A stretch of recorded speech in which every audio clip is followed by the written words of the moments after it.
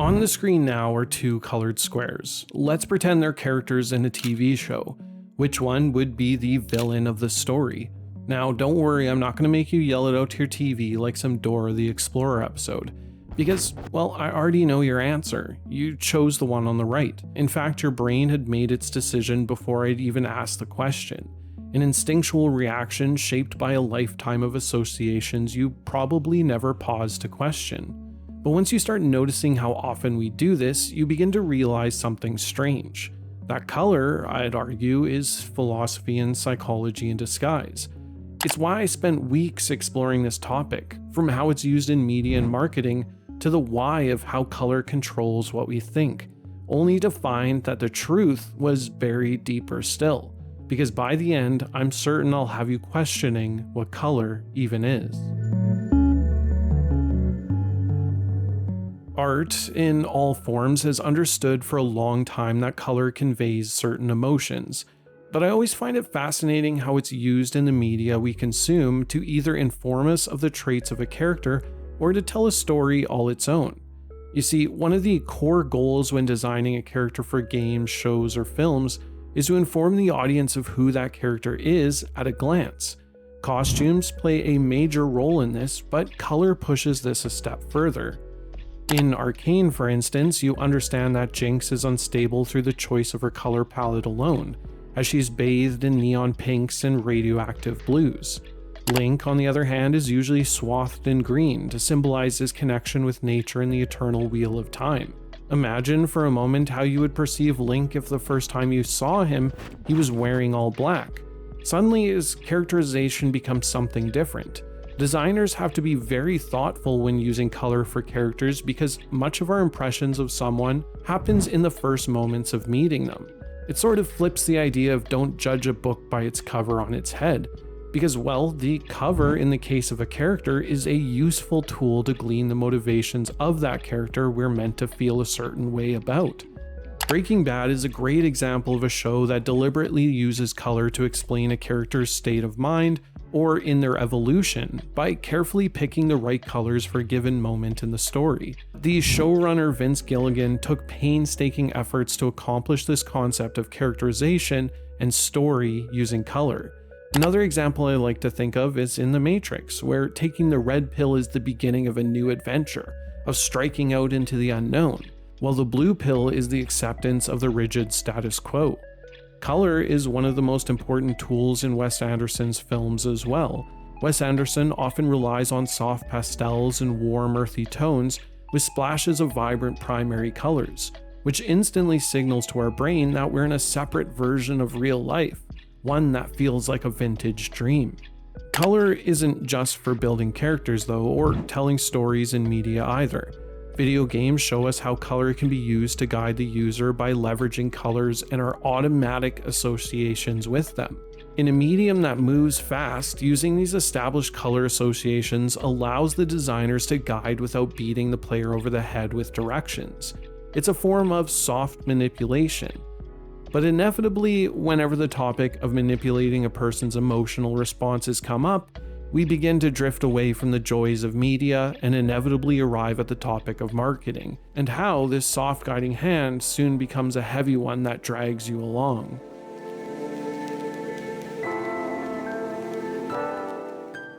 In marketing, it's widely understood that color is a valuable tool for shaping the perceptions that drive customer behavior. And to this end, a lot of thought goes into the colors chosen for a particular brand. It's no accident that McDonald's is yellow and red, that tech companies chose blue, or why BP Oil, a major contributor to pollution worldwide, would want to trick you using green in its logo. Every color choice in marketing is deliberate, chosen specifically to play into a certain messaging that manipulates you into seeing a company how they wish to be perceived. It's important to ask yourself, what is this brand trying to convince me of? And either allow it to play into what it's trying to invoke, or resist it through understanding. Even though marketing understands color now, it wasn't always this case. For most of human history, color in advertising was more about the limitations of printing, aesthetic choices, or just throwing whatever ink they had on the page. It wasn't attempting to say or do anything in order to hack your brain. because, well, color psychology wasn't really understood in the ways it is now. But that all started to change around the post-war era. This is when marketing really started to evolve, when psychology, mass production, and consumer behavior intersected into this perfect storm. Companies were no longer just selling products, they were selling a feeling, a lifestyle, and color became a tool to manipulate consumers. It's a period that was heavily influenced by figures like Faber-Biren, who was an American color consultant and one of the earliest pioneers in color psychology used in design.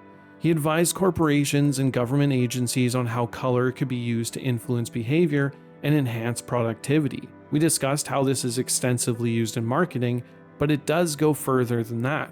A railroad company in Japan installed blue lighting at its stations in 2009 in an effort to reduce the number of rail suicide attempts.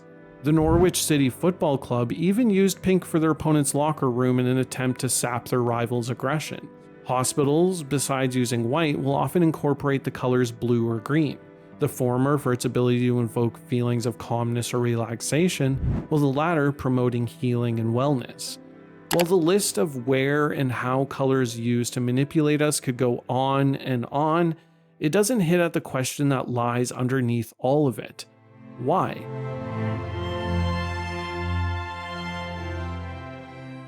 Color is simply the visual perception produced by the way our eyes and brain interpret different wavelengths of light. Essentially, it's how we experience the frequencies that objects reflect or emit, what bounces off them and into our eyes. Our brains process color in an instant in what is called pre-attentive processing. This is why we respond to color before we understand it.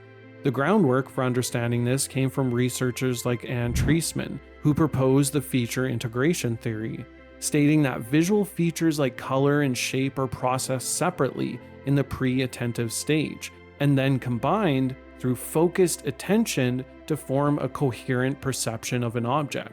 What all this technical jargon means is that we process color too fast for deliberate thought, while complex objects take time to process. Color has already begun to work in our minds.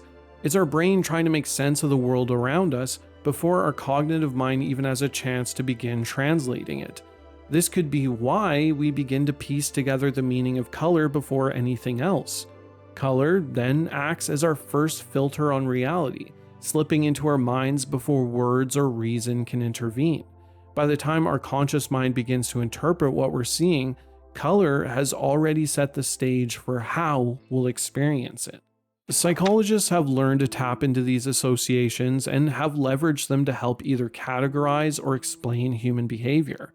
Carl Jung, a prominent psychologist, saw color as a bridge between the conscious and unconscious mind. Jung believed that colors carried universal archetypal meanings. He laid the groundwork for later psychologists to explore how color and our associations to their meanings hold some greater truths about who we are.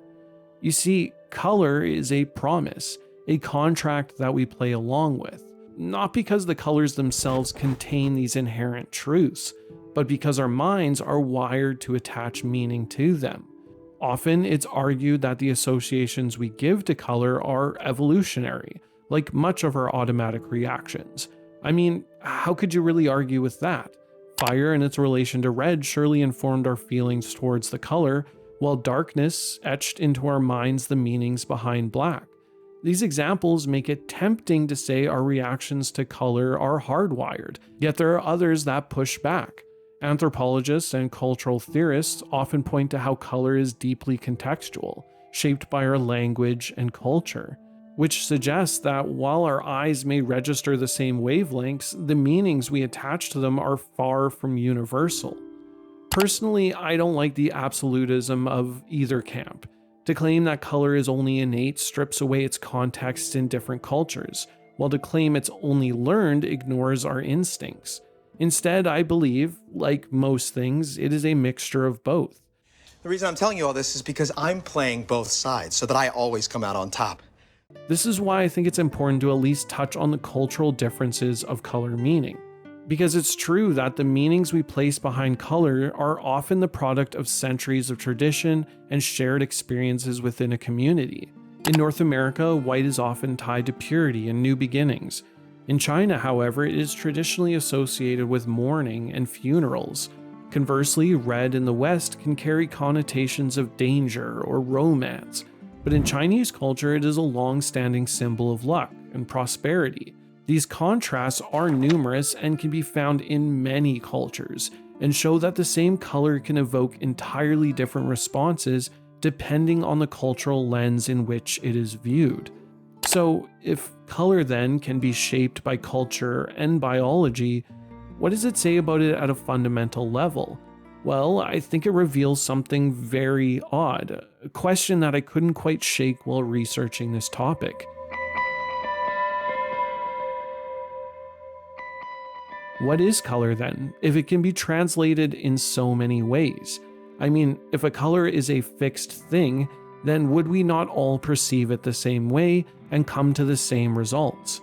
Newton, in his famous prism experiments, showed how white light could be split into a rainbow of colors, seemingly proving that color was built into light itself. So then, it is a constant, right? A property of light.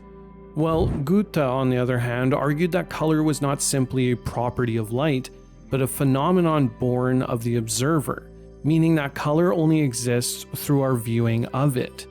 This need for an observer is complicated further when you note that two people can genuinely see the same color differently. The number and sensitivity of cone cells in your eyes vary from person to person, meaning the same red may not be the same to all. For some, like those with color blindness, entire ranges are compressed or absent. For others, like the rare tetrachromats, they see an expanded spectrum of colors, revealing shades most of us can't even imagine. And then there are the variety of animals who often differ greatly on how they perceive color as well. Which begs the question, is an apple red, or do we make it red by viewing it? Philosophers have been wrestling with this question for centuries. As early as 160 CE, Sextus Empiricus suggested that color was not an inherent trait of objects, but a quality of the observer. C.L. Hardin's influential book, Color for Philosophers, argues that color, as we experience them, aren't features of the physical world at all.